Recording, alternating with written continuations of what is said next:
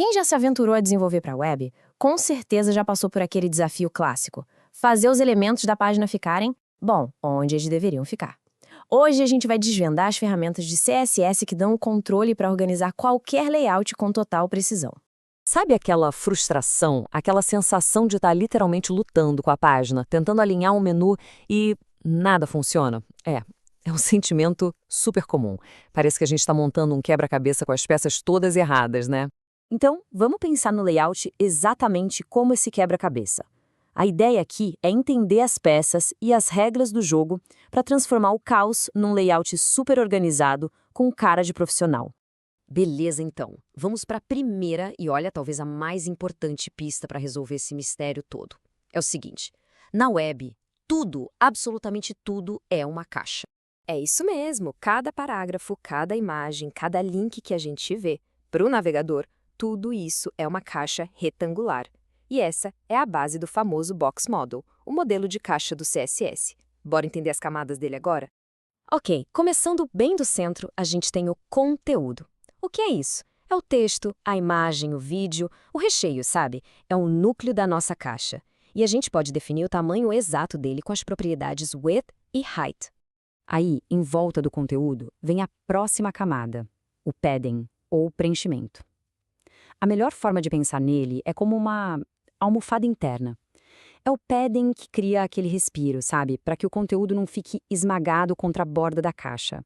Depois do padding, vem a borda. Ela envolve tanto o conteúdo quanto o padding. Pensa nela como a moldura de um quadro mesmo. E o legal é que a gente tem controle total sobre ela. Dá para definir a espessura, o estilo, se vai ser sólida, pontilhada, tracejada e, claro, a cor.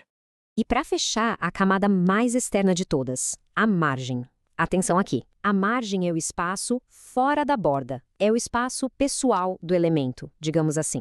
É ela que empurra as outras caixas para longe e cria o espaçamento que a gente vê entre os elementos na página. Então, resumindo a ópera, todo elemento tem essas 4 camadas. Ok, agora a gente já sabe como uma caixa é por dentro, né? A anatomia dela. Mas e como elas se comportam umas com as outras na página? A resposta para isso está numa propriedade super importante do CSS, a propriedade display. Basicamente, existem 2 comportamentos principais, block e inline. Pensa assim, um elemento block, tipo um parágrafo, é meio antissocial. Ele quer a linha toda só para ele, então ocupa 100% da largura e sempre empurra o próximo para a linha de baixo. Já um elemento inline, tipo um link no meio do texto, é mais sociável. Ele fica ali na mesma linha, de boa com os outros, ocupando só o espacinho que precisa. Entender essa diferença é fundamental. Beleza, entender as caixas e como elas se comportam já é meio caminho andado. Mas a verdadeira mágica, o truque que resolve quase tudo para criar layouts modernos e flexíveis, tem nome: Flexbox. Pensa nele como a chave mestra do layout em CSS.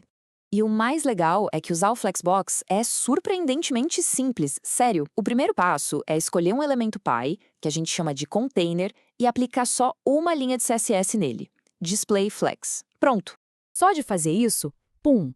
Todos os elementos filhos daquele container viram itens flexíveis. E é aí que a mágica começa. A partir desse momento, a gente ganha um poder absurdo sobre o alinhamento deles. Vamos ver uma propriedade, a Justify Content, funcionando na prática? Por padrão, usando Flex Start, os itens ficam todos juntinhos no começo do container, lá na esquerda.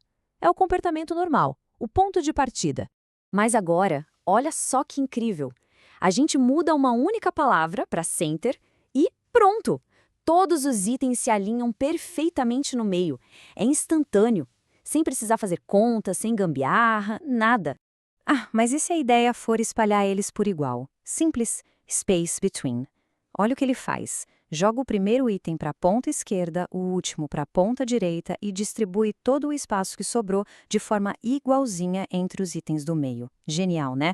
E, gente, isso é só a pontinha do iceberg. O Flexbox faz muito mais. Dá para alinhar na vertical com o Align Items, dá para mudar a direção de tudo para virar uma coluna com Flex Direction. É uma ferramenta poderosa demais. Tudo isso é muito legal na teoria, né? Mas vamos ver na prática, que é onde a coisa fica boa. A gente vai pegar uma lista HTML bem simples e transformar numa barra de navegação profissional, daquelas que a gente vê em tudo que é site por aí.